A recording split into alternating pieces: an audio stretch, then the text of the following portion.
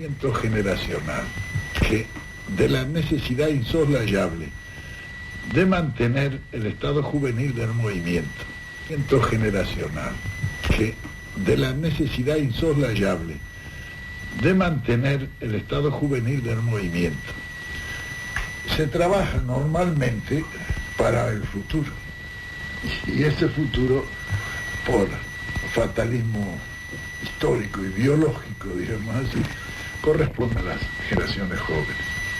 Un movimiento que sea o que represente una revolución trascendente difícilmente puede ser Reacción Francesa. Tuvo casi 30 años de preparación a través de los enciclopedistas. Ya 30 años esa generación. La Revolución Rusa, que tuvo como 60. El pobre Lenin, que fue el que se preparó todo eso, no pudo alcanzar sino una pequeña parte de la revolución y quedó marginado porque la generación que le sucedió lo reemplazó. Es decir, que esto da un derecho a la juventud, es decir, el derecho de intervenir en el quehacer actual, preparando, se envejecen y mueren. Lo que se trata es precisamente de hacer cambio generacional a fin de que se remoce el movimiento, se perfeccione y se adapte a las nuevas etapas. Las revoluciones cumplen normalmente 4 etapas. La primera, que es la doctrinaria, son los enciclopedistas de los franceses y el Lenin en Rusia, en la Revolución Rusa. La segunda etapa es normalmente la toma del poder o el golpe de Estado. Es Napoleón el 18 de Brumario y es Trotsky con los 1000 en Moscú. La tercera etapa es la etapa que da verdaderamente la ideología e inculca esa ideología. Es Napoleón en el Imperio y es Stalin en la Revolución Rusa. O sea, la etapa dogmática, no se mete el dogma, se mete en la forma que hay que meterlo. El dogma no se puede meter solamente con lindas palabras, y también con otra acción que hay que meterlo. Y la cuarta y definitiva es la institucionalización de la revolución. Es la primera república francesa después de la revolución, y es Khrushchev que anula el culto a la personalidad a fin de reemplazarla por la institucionalización. Claro, cada una de esas etapas lleva un largo recorrido en la historia, y los mismos hombres difícilmente llegan. Entonces, esa preparación, diremos así, para las nuevas generaciones es lo que hemos llamado nosotros el transvasamiento. Es decir, es necesario ir preparando a los dirigentes, porque las masas evolucionan solas, ya cuando están imbuidas de una ideología y puestas en marcha por una doctrina. Las masas son los que deben ir evolucionando en sí y preparándose para las nuevas circunstancias. Normalmente las ideologías no cambian, sino en largos periodos de la historia. Ha habido ideologías para la Edad Media, ha habido para la etapa capitalista, hay ahora una para la etapa socialista, en fin, pero duran siglos las ideologías. En cambio, la doctrina, que son las formas de ejecución de esa ideología, esas varían con las circunstancias de la aplicación.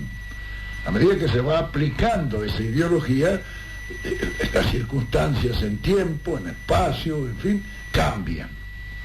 A ese cambio es el que nosotros debemos ir acostumbrando a las nuevas generaciones. Esos dirigentes que se formen para las nuevas generaciones deben de ir bien en claro, a través de una preparación humana acabada que permita dar continuidad. Es decir, que una generación pueda entregar sus banderas a la que le sigue, para que en las circunstancias y el lugar en que eso ha de realizarse. Nuestras banderas de justicia social, de independencia económica y de soberanía nacional son inamovibles, por lo menos por un largo periodo de la historia serán inamovibles. Luchamos por eso. esas banderas son tomadas por las nuevas generaciones que las prolongan en el tiempo. El fenómeno peronista es una demostración de esto. Nosotros hemos preparado bien a la juventud. Los chicos desde la cuna ya, la mamá iba inculcándoles esto, ¿no? La intervención de la mujer en la política y los derechos políticos de la mujer tiene su razón de ser revolucionario. Es decir, que nosotros pusimos a la mujer, ¿por qué? Porque entre el nacimiento y los 6 años se forma el subconsciente de los niños. Allí es donde hay que meter el peronismo. Lógico, porque de ese no se independiza jamás. Es lo que me decía que le pasaba a Vallejo con su abuelita. Es lógico. Esta preparación ya viene desde la niñez. Por eso algunos ni se imaginan y dicen, si esto no lo han conocido a Perón, si han nacido después que ya el peronismo había caído el 55, sí, bueno, pero nuestros enemigos se encargaron de hacernos buenos, como dice el famoso refrán español, detrás de mí vendrán los que bueno me harán, dice. Y es en realidad lo que ha ocurrido. Fenómeno que si la juventud desde la niñez está preparada en eso, la absorbe rápidamente y entonces se produce normalmente se produce el cambio generacional. Porque esa juventud comienza a crear y comienza a realizar. En política, que la conducción es un arte, se forman los dirigentes de la juventud, los dirigentes de conducción y los dirigentes de encuadramiento, que es lo que necesita la masa para su conducción en la lucha táctica.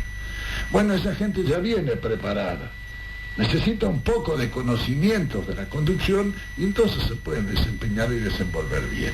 Los viejos deben arrimar su experiencia, porque si ellos por egoísmo no le dan a la juventud esa experiencia, llega un momento en que biológicamente ellos desaparecen, de viejos se mueren, ¿y quién los reemplaza? De manera que ese egoísmo es sumamente negativo para la acción de continuidad de una revolución. Por eso esto, en este momento nosotros, los viejos, tenemos que pasar a nuestros jóvenes esa experiencia, porque a ellos les va a servir. Porque cuando llegamos a viejos sabemos mucho, pero ya no nos sirve para nada. Hay que pasárselo a los que les pueda servir. Entonces, ese es el trasvasamiento generacional de que nosotros hablamos. ¿Qué es la manera, sería, de continuar el proceso de conducción a través de natural? La organización del cuadro? Es claro, es prolongarse y proyectarse al futuro. Y proyectarse racionalmente. Es decir, que esos jóvenes reciban una experiencia que ellos no tienen. Ellos siempre piensan y titubean por falta de experiencia. Yo siempre les digo que le metan nomás, porque peor que nosotros los viejos no lo van a hacer, vea el mundo que le dejamos. Por macanas que hagan, peor que lo que lo hemos hecho nosotros no lo van a hacer. Entonces, eso hay que darle ese slancio, como dicen los italianos, a la juventud, para que vaya adelante, que haga. Se van a equivocar, sí, bueno, pero nosotros también nos hemos equivocado en muchas cosas. Lo importante es que sepan bien dónde hay que navegar, ¿sí? Poner el punto hacia los grandes objetivos y preparar todo hacia esos grandes objetivos. Si eso se hace, el futuro está asegurado. El hecho de que en este momento el peronismo sea más fuerte que antes está indicando que el movimiento peronista es un movimiento del futuro. Y es un movimiento del futuro porque hace 25 años la primera generación, que ya en cierta medida ha sucumbido en un 80% dentro del movimiento, ha hecho su trabajo, pero hay otros que han recibido eso, ustedes, la gente que está ahora empuñando de a poco el bastón de mariscal que cada peronista lleva en su mochila. Normalmente las ideologías no cambian, sino en largos periodos de la historia. Ha habido ideologías para la Edad Media, ha habido para la etapa capitalista, hay ahora una para la etapa socialista, en fin, pero duran siglos las ideologías. En cambio, la doctrina, que son las formas de ejecución de esa ideología, esas varían con las circunstancias de la aplicación. A medida que se va aplicando esa ideología, las circunstancias en tiempo, en espacio, en fin, cambian. A ese cambio es el que nosotros debemos